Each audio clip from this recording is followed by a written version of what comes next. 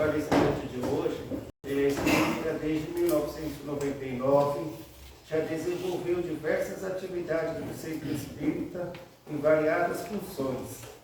Diretor da USE, União das Sociedades Espíritas, Estado de São Paulo. Intermunicipal de Ribeirão Preto por 2 mandatos. Concentra suas atividades principalmente na área de divulgação através de palestras, inclusive já as temos realizado no exterior. Além das constantes exposições, já atuou como articulista do jornal Verdade e Luz, bem como radialista em programa de divulgação do Espiritismo durante 7 anos. Atualmente, concentra suas atividades de divulgação principalmente no litoral de São Paulo. E ele está com a gente aqui 2 vezes por ano, desde 2012. É o nosso irmão e amigo Nilson Torres. Por favor, irmão. Boa noite, amigos. Boa noite. Que a paz de Jesus esteja conosco, que tenhamos uma noite agradável, serena, de boas reflexões. Eu estava aqui quando o Paulinho estava falando, mas como a gente fica bem, né, de ouvir o Paulinho, uma paz, né, uma coisa deliciosa. Particularmente, eu sempre tive algum interesse de saber como foi a vida daquelas pessoas das passagens evangélicas, das passagens de Jesus. Ou seja, Jesus aproveitava a convivência com algumas pessoas, que estão todas relatadas nos evangelhos, para dar os seus sublimes ensinamentos. Mas, claro, não podia ser diferente. Os evangelhos citam ali a passagem, citam a pessoa, mas ele não tem ideia quem era e como foi a vida dessas pessoas depois desses encontros memoráveis com Jesus. Por exemplo, com certeza a maioria de nós sabe daquela passagem do óbolo da viúva, não é? Jesus estava numa praça em frente à sinagoga e aí subia a escada assim, de acesso ao templo, tinha lá um lugar onde depositavam as oferendas. Eu gosto de falar o nome daquele negócio, ela chama assim gasofilácio, diferente. Então as pessoas depositavam as suas oferendas no gasofilácio. E alguns ricos iam lá e faziam doações de maior valor. E Jesus estava na praça, em frente assim, observando, quando uma senhora de idade avançada subiu as escadas com dificuldade. Elas estavam paradas pela neta. A neta dela chamava-se Rebeca. Estamos falando de 2000 anos atrás. E ela faz, então coloca lá 2 moedinhas. E Jesus dá uma lição inesquecível e fala assim: aquela senhora doou mais que todos, porque ela doou tudo o que tinha. Tá bom, a passagem é belíssima, a gente fala dela numa outra oportunidade. Mas quem é aquela senhora? Como foi a vida dela depois daquele encontro? E assim vai. E nesse contexto, como eu disse, eu me interesso por esse tema. E nós vamos conversar hoje sobre uma outra figura conhecida do Evangelho, o Zaqueu. Conhece a história do Zaqueu, né? A gente vai falar então do seu encontro com Jesus e da sua trajetória após esse encontro. A condenação das riquezas materiais, ela se firmara no espírito dos discípulos, dadas as falas de Jesus. E a cada controvérsia, quando esse assunto era discutido entre os apóstolos, por exemplo, Filipe dizia assim, atento à letra. Quando a gente se depara com um texto evangélico, ou com um ensinamento evangélico, tomem cuidado para não se aterem especificamente à letra, e sim ao espírito do ensinamento. Por exemplo, quando Jesus diz assim, eu não vim trazer a paz, mas sim a espada. Oh meu Deus, como é que é isso? Jesus é puro amor, paz.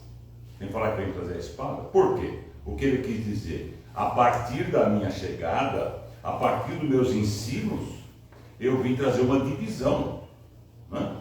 O antes e o depois, é isso. Quando ele diz assim, numa determinada circunstância, os caras falaram assim, não, porque a sua mãezinha está aí fora, junto com seus irmãos, e eles vêm aqui ter com você. Eu falo, mas quem é minha mãe? Quem são meus irmãos?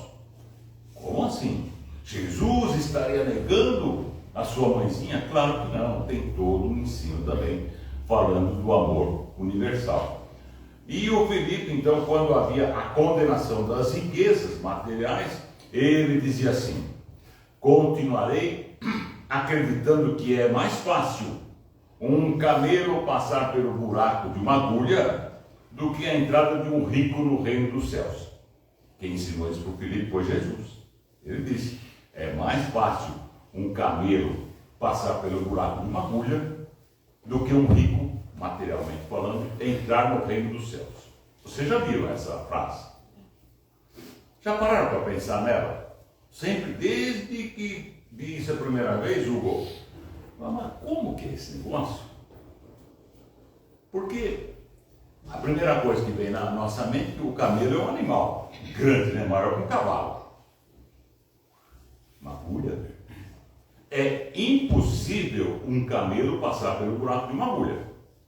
Então, Jesus estaria dizendo que é impossível um rico entrar no reino dos céus? Será? Bom, aí vem algumas leituras, né? Por exemplo, naquele tempo, uma corda como a gente conhece, era chamada de camelo. Bom, já deu uma melhoradinha, né? Uma corda, mas ainda assim, será que uma corda passa pelo buraco de uma agulha? Causa algum desconforto essa ideia. Então estaria definindo a condenação dos ricos. E condenação para muita gente é definitiva, né? Se for para o inferno já era. Vai queimar no mármore do inferno por toda a eternidade. Outra bobagem, né? Vocês sabem disso.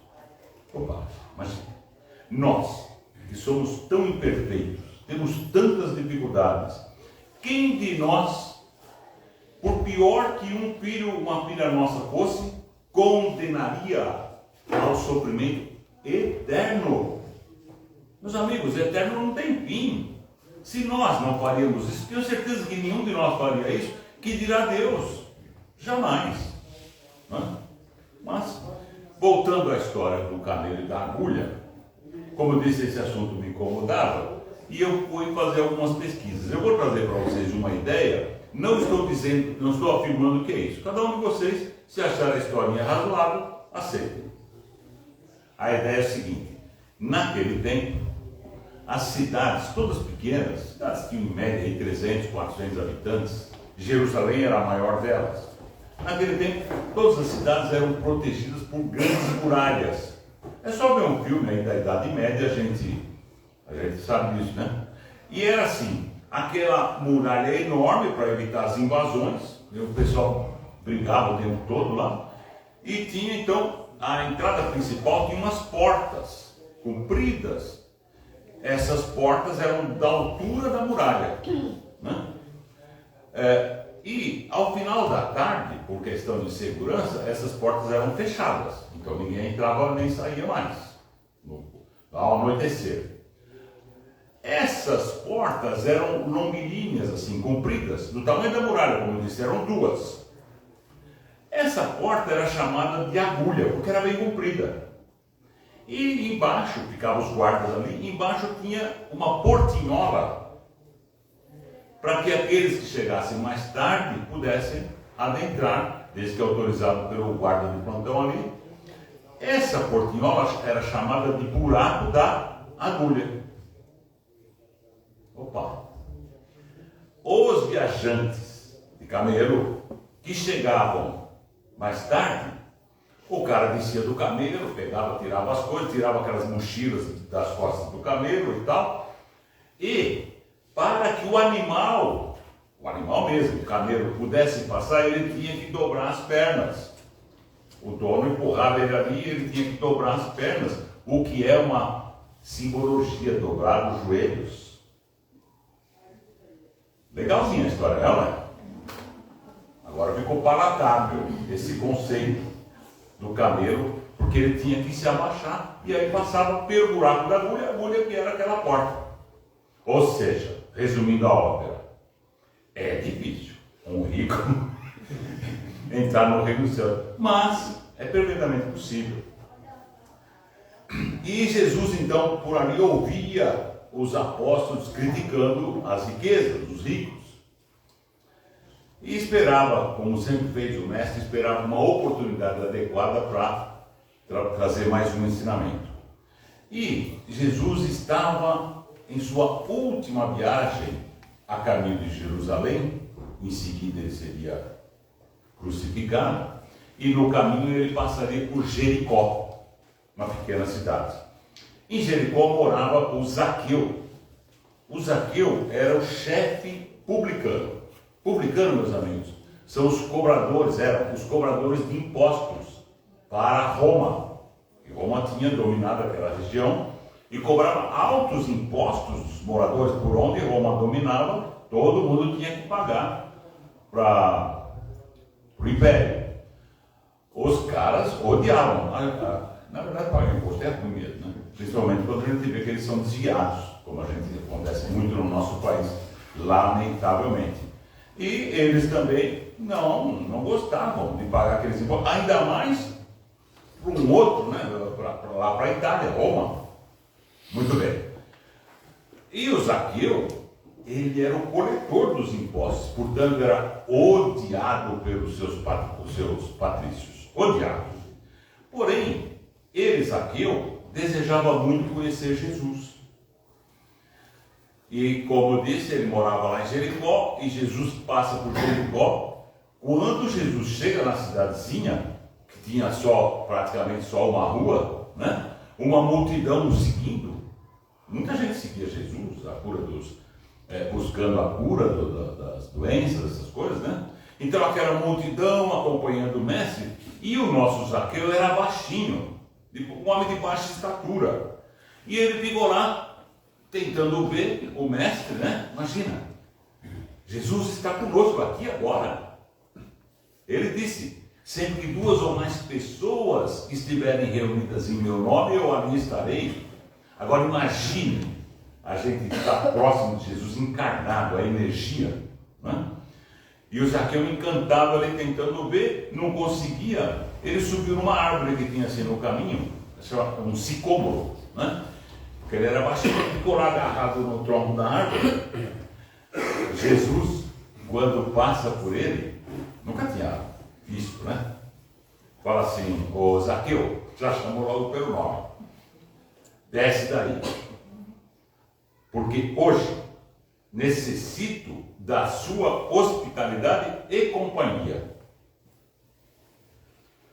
O Zaqueu não entendeu nada, mas ficou eufórico, ficou feliz da vida, desceu correndo da árvore e foi para casa. Ele desceu, abraçou Jesus, então foi para casa para tomar as providências. Afinal de contas, ele receberia o Messias no seu lar, e mais ainda os seus companheiros, que por sinal ficaram todos indignados.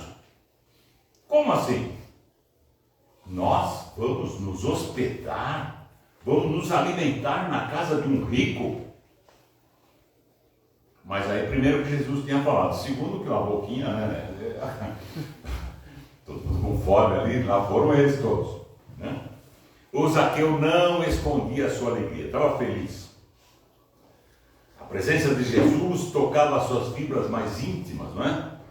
E ao crepúsculo, Zaqueu mandou servir uma leve refeição a todos na grande varanda da sua casa, sabe? Como eu disse, ele é um homem rico, né? E o Zaqueu, entendendo também ele que Jesus condenava as riquezas mal usadas no mundo, essa é a chave, meu amigo. Deus permite que alguns de nós tenham um grande poder econômico exatamente para avaliar o que fazemos com isso. Tenho certeza absoluta, todos nós já fomos ricos, pobres e voltaremos a ser. Todos já fomos homens, já fomos mulheres e voltaremos a ser.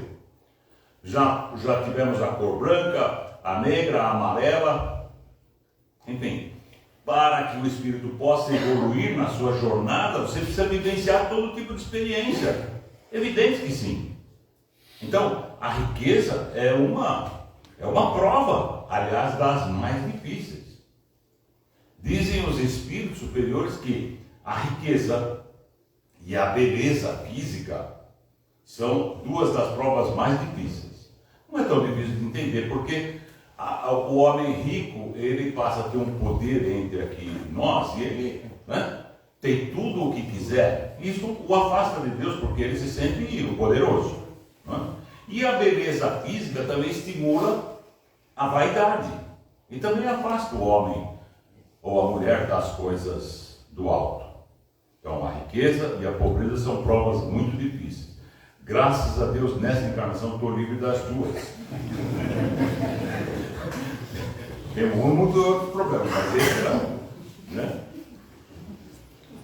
Então o Zaqueu, todo feliz, ele disse assim: Senhor, tenho sido julgado como um homem de vida reprovável, mas há muitos anos eu venho procurando empregar a minha riqueza de modo que traga benefícios para todas as pessoas que estão comigo, que me rodeiam.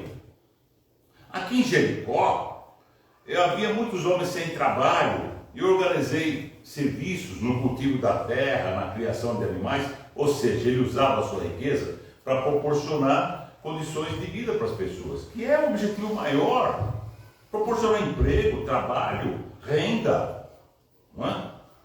E sempre estou disposto a colaborar com os servos da minha casa. Se eu souber, por exemplo, que causei algum prejuízo a alguém, eu vou devolver aquele valor supostamente que eu causei de prejuízo em 4 vezes. Estou pronto a doar aos pobres metade dos meus bens. E através desse encontro com o Senhor, vou fazer isso a partir de hoje. O Zaqueuzinho. Jesus feliz, não foi à toa que ele quis ir lá, né? Jesus, claro. Feliz da vida, falou assim, abraçou: regozijo-me contigo, abençoado seja o teu esforço. Aprovou, né? E o Zaqueu então ficou feliz da vida ali, foi chamar seus filhos. Olha, até Jesus está me dando uma força aqui, né? Foi lá dentro da casa, e os apóstolos, principalmente o Pedro, ficaram indignados. Como é que pode dar um apoio, né, para um publicano? E fizeram vários questionamentos. Jesus esperou que eles terminassem, se acalmassem um pouco, né? E perguntou assim: amigos, vocês entendem que o Evangelho tem vindo ao mundo para transformar todos os homens em mendigos? Olha que pergunta interessante. Será que todos têm que ser mendigos? Para ser bom tem que ser mendigo? Tem que ser pobre? Claro que não. Claro que não. O problema, nós sabemos, e tristemente, o nosso país, o Brasil, um dos maiores problemas que nós temos é a absurda e ridícula distribuição de renda.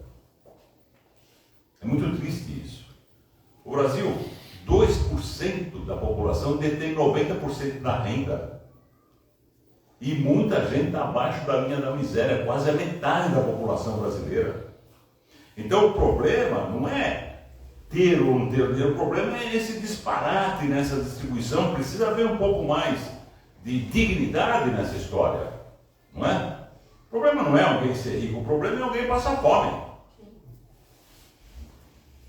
E o mestre continuou: qual é a esmola maior? A que socorre as necessidades de um dia, ou a que adota providências para uma vida toda?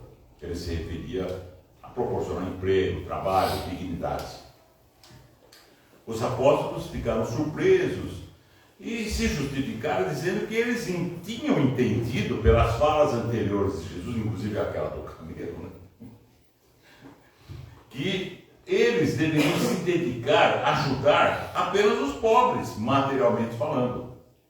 E Jesus acrescentou: sim, amigos, serão felizes aqueles que repartirem seus bens com os pobres, entendendo eles que são mordomos das riquezas que o Pai lhes confiou.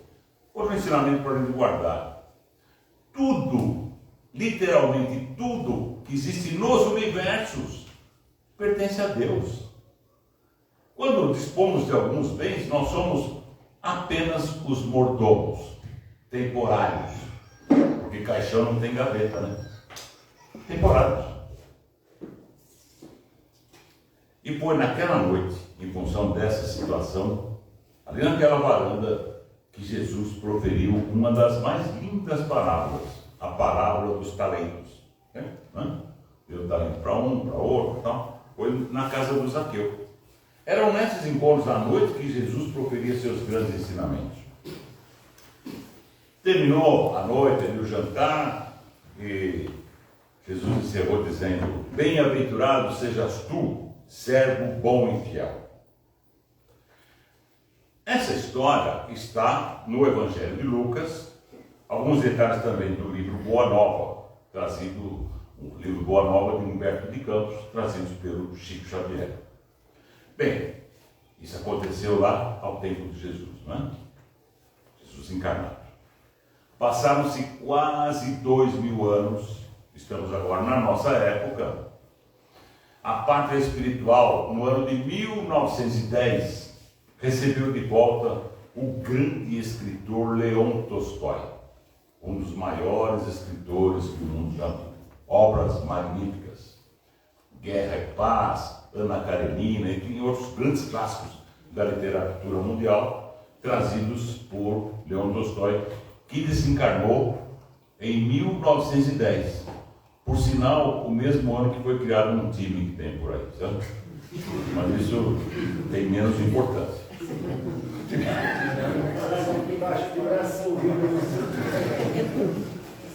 Desculpa, eu não resisti. Tolstói esteve encarnado entre 1828 e 1910. Grandes clássicos, como eu disse, quando encarnados, e depois no plano espiritual, porque vocês sabiam que, primeiro que, lamento informar que todo mundo que está aqui vai morrer, né? Eu também. Mas ninguém vai morrer. Quem vai morrer é esse corpinho? Nós vamos continuar vivinhos da Silva, sendo quem? A mesma pessoa que éramos ontem. Não é? Vai ter uma bagunça aí, uma confusão, uma transição, maior ou menor, dependendo da nossa situação, mas depois você vai se ver lá no plano espiritual. Opa! Como assim? Eu estou vivo. E você vai ter, primeiro, que tudo que você aprendeu ao longo de muitos milênios continuará com você.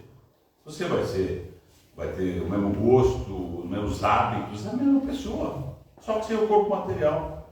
É um ir e vir, né?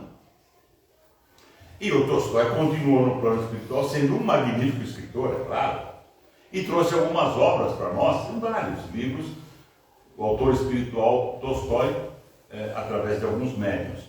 Por exemplo, o livro Ressurreição e Vida, Mulheres Fascinantes, Homens Notáveis, Arte de Recomeçar. Eu vou narrar para vocês alguns fatos que estão no livro Ressurreição e Vida, escrito por Tolstói, pelas mãos abençoadas de Ivone Pereira do Amaral, médium. E o Tolstói, quando encarnado, dedicou muitos anos da sua vida à caridade verdadeira. Ele ajudava os colonos, ele era fazendeiro de uma família nobre e tinha muitos recursos, mas ele praticou a caridade quando em vida. Porém, ao retornar à pátria espiritual, ele se sentiu incomodado com algum remorso, porque achava, entendia que podia ter feito mais. Esse é um probleminha. O Chico, ele diz o seguinte, que um dos problemas quando a gente retorna ao plano espiritual é termos a consciência do bem que deixamos de fazer. Sabe? As oportunidades ao longo da vida em que você pôde praticar o bem e deixou de fazer. Isso incomoda. E mesmo o Tolstói tendo trabalhado razoavelmente na caridade, ele ainda assim achava que podia fazer mais, podia ter feito mais. Ele dizia então, nesse livro, que ele passou um período confabulando com a própria consciência e, através dessa análise íntima, fazendo planos para o futuro. Na questão 621 do Livro dos Espíritos, Kardec pergunta: onde estão escritas as leis de Deus? E a resposta é uma palavra: na consciência. Sabe, tem esse negócio de chegar lá, vai ter acorda todo mundo, porque eu fico pensando em umas coisas, sabe? Porque o Espiritismo é a fé raciocinada, né? Dizem alguns que quando a pessoa morre, vai ficar dormindo, né? Esperando o juízo final. Já viram isso, né? Já pensou quantas pessoas já morreram? E eu fico imaginando o tamanho do lugar com as camas, assim, quanta cama, hein? Meu Deus do céu! E aí vai chegar um dia lá, acorda todo mundo, já pensou? De uma vez só? Aí vai chamar um por um, hein? Aí chama o Paulinho lá: Paulinho, você, uma vida é uma só, né? Nesse conceito, não é? Uma só. Mesmo que você tenha nascido num meio muito infeliz, não é? Uma condição social horrível, mesmo que você tenha uma influência, imagina a criança numa comunidade muito carente, nós sabemos, tem lá um chefe, um cara que é o ídolo lá, não tem? É ele que tem os carros bonitos, as mulheres bonitas e tudo mais, ele é a referência. É o bonitão lá. A criança vê aquilo, também quero, né? Aí vai cometer alguns erros e vai ser condenado eternamente. Não para, né, gente? Não faz o menor sentido. Aliás, a encarnação é comprovada. Nós vimos aqui o videozinho, duas das casas que mostrando aqui.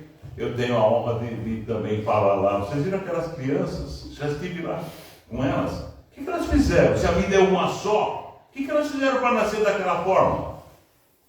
Será que Deus cria privilégios? Será que gosta mais de uns do que de outros? Não somos todos filhos de Deus? Como assim? Fé raciocinada não faz sentido. Aí, então, no dia vai acordar todo mundo: Paulinho, vem aqui, ó, o negócio é o seguinte, ó. Vem aqui, ó, você aqui, foi bem aqui mais ou menos, não? Se bem que praticamente um santo não tem muito o que. É, maluco? Não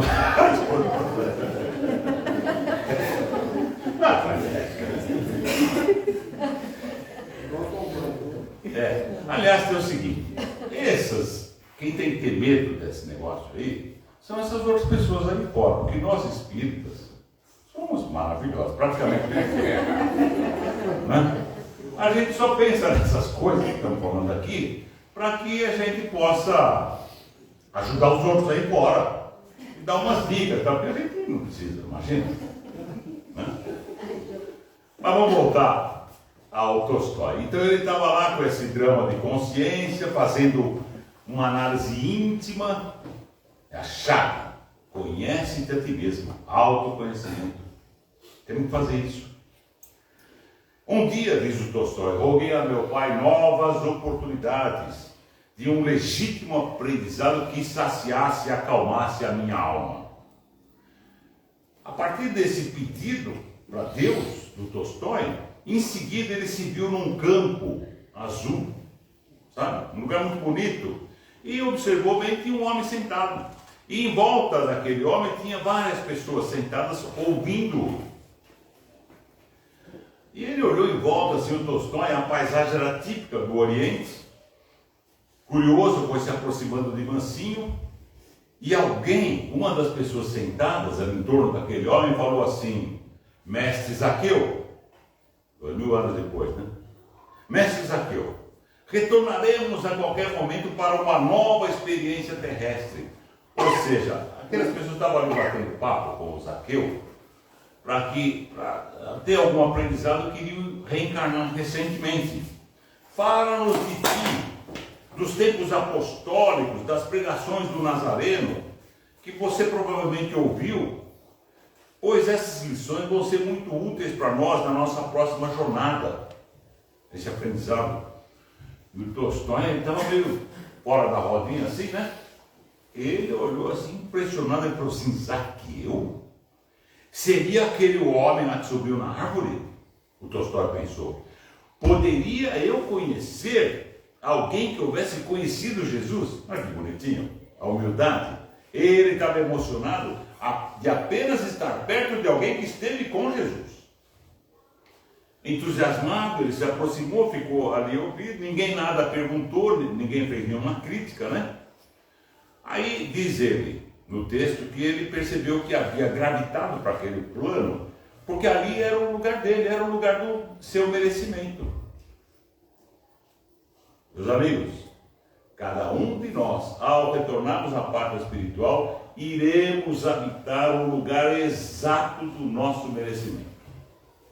Nem melhor, nem pior. Porque lá não tem jeitinho, não tem indicação, não tem corrupção, não tem, sabe, essas coisas. É o lugar do seu merecimento. E quem vai te encaminhar para esse lugar? A sua consciência. Né? A sua consciência. No além não, ele diz o Tolstói, no além não existe meias medidas. Tudo está no seu lugar. Não tem jeito.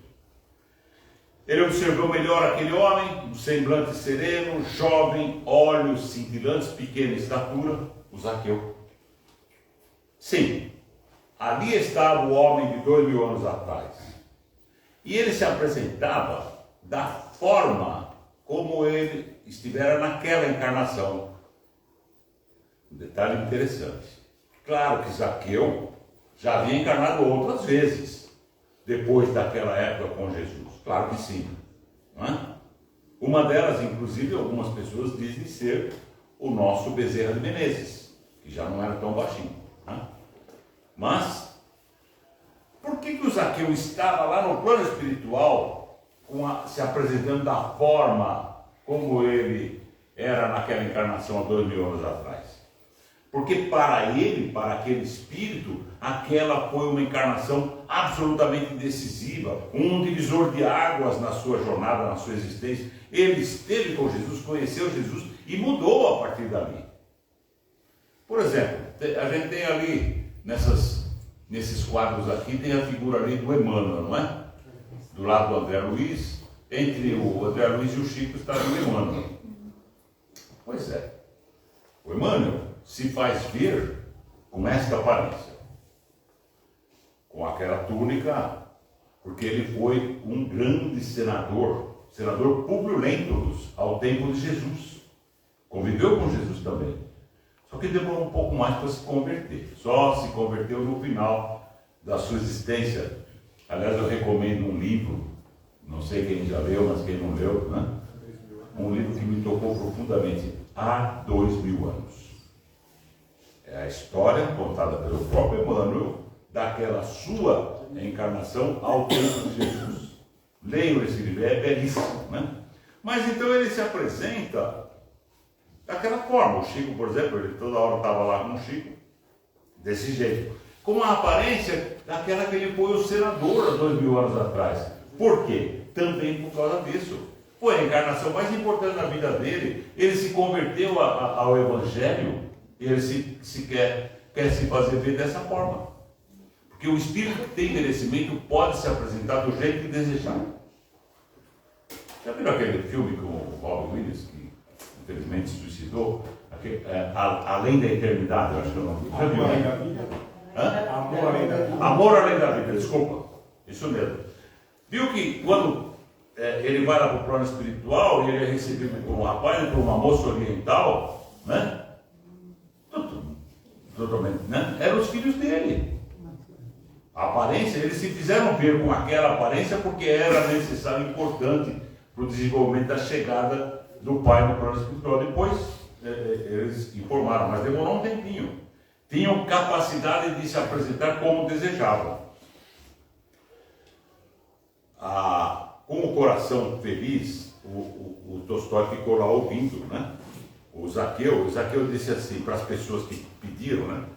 A bondade do mestre Galileu, honrando-me com uma visita em minha casa, e eu, um renegado pela sociedade, tocou-me para sempre. Ele compreendeu minhas necessidades morais, Jesus, conquistou para sempre meu coração. Zaqueu chorou muito, sofreu com o suplício de Jesus. Porque, resumindo a história, é o seguinte: a partir daquele dia ele passou a seguir Jesus, naquela encarnação. Nunca mais o abandonou. Está com Jesus desde o dia que ele passou por Jericó. A aparição de Jesus, 3 dias depois da sua crucificação, renovou as suas esperanças. Era a confirmação de que a vida continua, né? Mas ele tinha um vazio inconsolável pela ausência e desejou ficar ali entre os discípulos de Jesus, especialmente os apóstolos, né? Ele realmente se convertera, mas o pessoal não deu muita bola para ele, porque afinal de contas ele era o publicano, né, o cobrador de impostos, assim como fizeram com Maria Madalena. Maria Madalena implorou para que algum deles permitisse que ela seguisse juntos. Todos negaram, porque era mulher e considerada uma ex-prostituta, assim como fizeram com Zaqueu também. Eu não estou aqui criticando os apóstolos, muito pelo contrário, espíritos nobres. Acho até legal situações como essa, porque deixa a gente mais próximo, né, do ser humano, né? Sabe? A gente é palho também. Criticar o apóstolo que há 2000 anos atrás, quando nem a mulher não tinha nenhuma importância, criticar por ele não ter deixado acompanhar, a gente hoje critica com propriedade uma situação como essa, mas há 2000 anos atrás, como eram os hábitos, os costumes, né? Ninguém quis papo com Zaqueu, ele passou a visitar os lugares por onde Jesus andara, recolheu-se, mas não desanimou. Desligou-se de suas funções em Jericó, deixou de ser um publicano, um cobrador de impostos, doou parte dos seus bens para os pobres, como havia prometido a Jesus, a outra parte ele doou para a sua família, distribuiu entre os necessitados, ficou com o mínimo necessário para a sua sobrevivência nos primeiros dias ali. Sabe? Aprendeu o máximo que pôde. Ele era um homem letrado, conhecia matemática, o grego, o latim, e passou a se empregar como professor particular na casa dos ricos, dando aulas, né, aulas particulares. E ele diz assim, o Zaqueuzinho: se faltavam aulas a dar, havia madeiras para serrar, água para carregar, paredes para reparar. Um dia, correu lá em Jerusalém, anos mais tarde, a notícia de que um jovem fariseu havia se convertido, e era um cara importante. Ele havia mandado apedrejar o Estevão. Vocês sabem que o primeiro mártir do cristianismo foi o Estevão. Quem mandou apedrejar Estevão? Paulo. Mas o Paulo se converteu, né? A conversão de Paulo é uma coisa magnífica, sabe? Ou nós levamos aí uns 2000 anos para se converter. O Emmanuel levou uns 40 anos. Paulo, 30 segundos. Foi ou não foi? Lá na entrada, as portas de Damasco, obrigado, né? Jesus lhe apareceu, aquela imagem fabulosa, ele estava cego dos olhos físicos, né? Caiu do cavalo literalmente, né? E aí Jesus lhe apareceu, o primeiro, o maior perseguidor dos cristãos, mandou matar um monte de gente. Aliás, ele estava indo lá para Damasco para matar mais um, que era o Zacarias, né? Aí, a hora que Jesus apareceu, ele caiu de joelho, 30 segundos. Senhor, que queres que eu faça? Doutor da lei, poderoso, abandonou tudo na mesma hora e passou. Claro que tudo isso já estava planejado no plano espiritual. Quando Jesus, alguém falava assim, Jesus encarnado: mestre, quem vai dar continuidade ao seu trabalho pelo mundo? Assim, o vaso já está escolhido. Se somos cristãos hoje, devemos a Paulo. Foi ele que levou o Evangelho para os gentios, né? E aí o Zaqueu estava encarnado, o Paulo também, e ele ouviu falar de um jovem que deixou de ser um doutor da lei para pregar o Evangelho. Foi acompanhar o Paulo e nunca mais o deixou. Até hoje, Zaqueu é um discípulo de Paulo e trabalha com Paulo. Estou adiantando aqui um pouquinho. Meus amigos, praticar a caridade é sempre possível. O Paulo falou muito bem aqui no como é se você não pode doar uma cesta básica, a situação está bem difícil para muita gente. Ou 1 quilo de alguma coisa. Não. E se não puder fazer a caridade material, faça a caridade moral, que é tão ou mais importante. Todo mundo tem uma palavra para dar, um abraço, um olhar. A caridade moral. Dessa, ninguém pode dizer que não tem, né? Eu estou encerrando.